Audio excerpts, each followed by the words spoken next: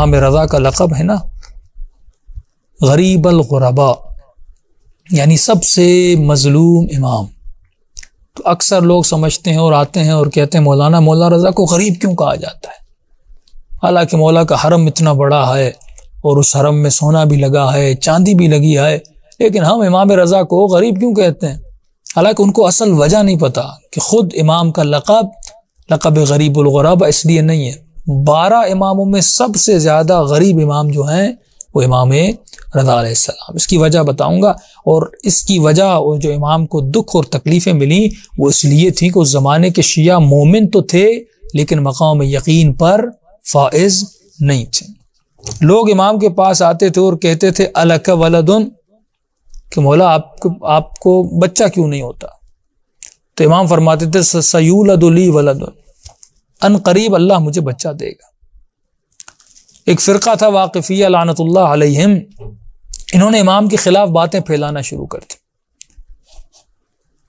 یعنی 7ویں امام کے بعد جتنے بھی اکثر 7ویں امام کے جتنے بھی خاص الخاص اصحاب تھے وہ امام رضا سے پھر چکے تھے، امام کی امامت کو نہیں مانتے تھے اور الیاذ باللہ کہتے تھے یہ امام نہیں ہے کیونکہ یہ صاحب نطفہ نہیں ہے، اس کے پاس اولاد نہیں ہے. لیکن امام بار بار یہ کہتے تھے سیولدو، اللہ انشاءاللہ مجھے بچہ دے گا. اب یقین نہیں تھا نا، ایمان تھا لیکن یقین نہیں تھا. اگر یقین ہوتا یہ کبھی بھی اپنے امام کی شان میں اتنی گستاخی نہ کرتے.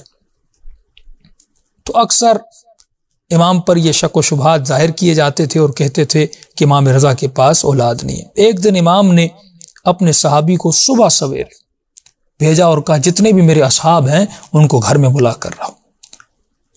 صبح سویرے ابھی روشنی بھی نہیں ہوئی تھی، یعنی اذان تو ہو گئی تھی لیکن ابھی سویرا نہیں ہوا تھا. یہ تمام تر جاتے ہیں اور اصحاب کے دروازوں پر دستک دیتے ہیں، فرزند رسول نے تمہیں بلایا ہے. تمام تر اصحاب بنو ہاشم جمع ہوتے ہیں اور امام کے گھر میں آ کر بیٹھتے ہیں. اب سارے انتظار میں ہیں کہ اس وقت امام نے ہمیں کیوں بلایا ہے.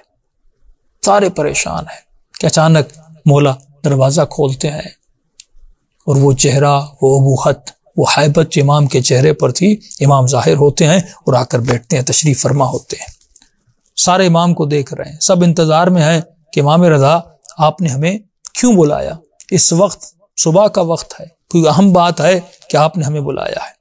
تو ایک مرتبہ امام کا سر نیچے تھا اور امام نے اپنے سر کو بلند کیا اور امام نے فرمایا قد ولد لی البارحہ، کل رات خدا نے مجھے ایک فرزند عطا کیا ہے، کل رات خدا نے مجھے ایک بیٹا عطا کیا ہے کہ لم یولد فی الاسلام مولودن، کہ اسلام میں کبھی اس جیسا بچہ پیدا نہیں ہوا، اعظم برکتن من ہو، کہ جس کی برکت اتنی ہو، شبیہ موسیٰ بن عمران فالق البحار وشبیہ عیسیٰ بن مریم قدست امہ. خدا نے مجھے کل رات ایک ایسا بیٹا عطا کیا ہے کہ وہ حضرت موسیٰ بن عمران جیسا ہے، کہ موسیٰ نے جب اپنی عصا کو دریا میں لگایا، سورج کی روشنی دریا کی تہ تک گئی اور پورے دریا کو روشن کر دیا. اللہ نے مجھے ایسا بیٹا عطا کیا ہے کہ جس کے نور نے واقفیوں کے، یعنی ایسے لوگ جو 7ویں امام کو تو مانتے تھے لیکن 8ویں امام تک رک گئے، کہ یہ میرا وہ بیٹا ہے کہ موسیٰ بن عمران نے جب یعنی سورج کی روشنیوں کو دریا کی تہ تک لایا تھا اور پورے دریا کو روشن کر دیا تھا، میرے بیٹے کے نور نے واقفیت کی ظلمت اور ان کی گمراہی جو ہمارے شیعوں میں پھیلائی ہے، یہ میرا بیٹا وہ ہے جو ان کی گمراہیوں کو ختم کر دے گا.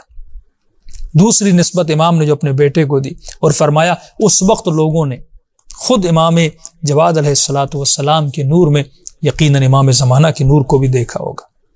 اور یہ آپ اس بات پہ غور کیجئے کہ ہمارے پاس لوگ 4 امامی بھی ہیں، 6 امامی بھی ہیں، یعنی 4 امام والے بھی ہیں، 7 امام والے بھی ہیں، 8 امام والے بھی ہیں، 7 امام والے بھی ہیں، لیکن ہمارے پاس کوئی 9 امامی نہیں ہے. یہ برکت امام جواد کی ہے کہ امام جواد کے آنے سے، یعنی امام جواد کے بعد جو بھی شیعہ تھا وہ 12 امامی بنا. یعنی امام جواد نے آنے کے بعد 8 امام کی امامت کو بھی تثبیت کیا، اپنی امامت، 10ویں امام کی امامت، 11ویں امام کی امامت اور یہاں تک کہ امام زمانہ کی امامت. یعنی اس امام کے آنے کی وجود کی برکت یہ ہے کہ لوگ امام زمانہ تک بھی پہنچے اور اس کے بعد شیعوں میں کوئی فرقہ نہیں بنا. پھر فرمایا اللہ نے مجھے ایسا بیٹا عطا کیا ہے، اس کی ایک شباہت حضرت عیسیٰ ابن مریم جیسی ہے. وہ شباہت یہ ہے کہ جب حضرت عیسیٰ ماں کی گود میں تھے تو لوگوں نے حضرت عیسیٰ کی ماں پر تہمت لگائی تھی، اور یہ دن امام رضا کو بھی دیکھنا پڑا کہ یہ وہ میرا بیٹا ہے کہ جو تہمت جس طرح انہوں نے لگائی تھی یہ میرا بیٹا اپنے والد کو سرخرو کرے گا، کہ خود امام جواد کے پیدا ہونے کے بعد میرے منہ میں خاک لوگوں نے امام رضا کے خلاف عجیب نسبت امام کو دینے لگے، اور یہاں تک فرمایا کہ یہ امام رضا کا بیٹا نہیں ہے، امام کہیں سے کوئی اور بچہ اٹھا کے لائے ہیں، اور کیونکہ ہم کہتے تھے یہ صاحب اولاد نہیں ہے، یہ کہیں اور سے بچہ لے کر آئے ہیں اور کہہ رہے ہیں کہ یہ میرا بچہ ہے۔ اتنا پروپیگنڈا کیا انہوں نے امام رضا کے خلاف، اس حد تک پروپیگنڈا ہوا کہ بنو ہاشم مجبور ہوئے امام رضا کو ایک باغ میں بلایا گیا۔ اب ظاہر اس وقت امام جواد 3 یا 4 برس کے تھے، باغ میں بلایا، انہوں نے کہا ہم ایک چہرے شناس کو بلاتے ہیں جو چہرے کو دیکھ کر پہچان لیتے ہیں یہ بچہ کس کا بچہ ہے۔ ہم نے کہا ٹھیک ہے، جس کو بلانا ہے بلاؤ، جو حق پر ہے اسے ڈرنے کی کیا ضرورت ہے۔ تو اس باغ میں ان بدبختوں نے کیا کیا، امام کو کہا کہ آپ باغبان کا لباس پہنیں۔ امام نے لباس پہنا باغبان کا جو باغ میں کام کرتے ہیں، اور امام کے ہاتھ میں بیلچہ دیا کہ آپ جا کر فلاں دور جگہ پر باغ میں تھوڑا کام کریے تاکہ کسی کو پتہ نہ چلے کہ آپ اس کے والد ہیں۔ تو انہوں نے بچے کو بیچ میں بٹھا دیا اور خود پراکندہ ہو کے بیٹھ گئے۔ اس کے بعد انہوں نے چہرے شناس کو اندر بلایا۔ اب چہرے شناس باغ میں آیا، اسے کہا کہ آپ چہرے شناس ہیں، یہ بچہ ہے، آپ بتائیے ہم سب میں سے اس بچے کا والد کون ہے؟ اس چہرے شناس نے بچے کو کہا کہ بچے کھڑے ہو جاؤ۔ مولا جواد کھڑے ہوئے، کہا کہ چند قدم آگے جاؤ، چند قدم آگے گئے، چند قدم پیچھے آؤ، چند قدم پیچھے آئے، پھر بچے کو کہا بیٹھ جاؤ، بیٹھ گئے۔ اسی طرح امام کو ادھر ادھر چلایا، اور ایک مرتبہ جتنے بھی حاضرین تھے اس نے تمام حاضرین کے چہروں کو دیکھا، ایک ایک کو دیکھا، ایک ایک کو دیکھا، اور آخر میں چہرے شناس نے کہا میں تم سب میں اس بچے کا باپ مجھے کہیں نظر نہیں آ رہا۔ اتنے میں دور سے اس کی نگاہ امام رضا پر پڑی، بہت دور کھڑے تھے اور کسی درخت کے نیچے ہاتھ میں بیلچہ لیے درخت کاری کر رہے تھے۔ اس نے دور میں کہا کہ اگر اس بچے کا والد کوئی ہو سکتا ہے تو دور سے آنے والا وہ شخص ہے جو اس کا والد ہے۔ اس طرح اعجازی طور پر، اور بہت ساری باتیں ہیں جو امام جواد کے حوالے سے منقول ہیں، اس طرح امام جواد کی شان ہے۔ تو ہر اہل بیت علیہ السلام نے اپنے مختلف اوقات میں اپنے شیعوں سے انہوں نے تکلیفیں دیکھی ہیں، ان کے زخم زبان سے اماموں نے تکلیفیں دیکھی ہیں۔